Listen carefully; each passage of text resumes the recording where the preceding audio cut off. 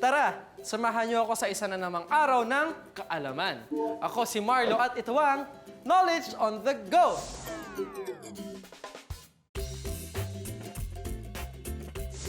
At ang ating player for today ay si Drew. Drew, anong favorite subject mo? Filipino po. Bakit Filipino? Kasi po ay inuwitan na. Okay, sana Filipino ang makuha mo.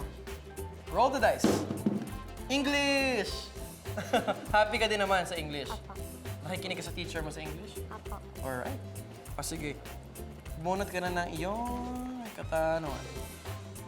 Okay, Drew. Bago ang lahat, go ka na bang mag-knowledge on the go? Go na. Go na! At eto ang katanungan ko for you.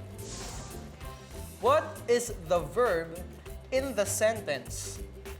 Maria is swimming across the pool.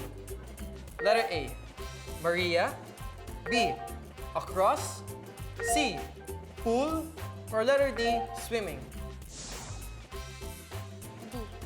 D, swimming. Sure ka na? Sure na nga siya, si Drew, ho. Ang tamang sagot ay letter D, swimming. Alright, alam mo ba? A verb refers to an action word.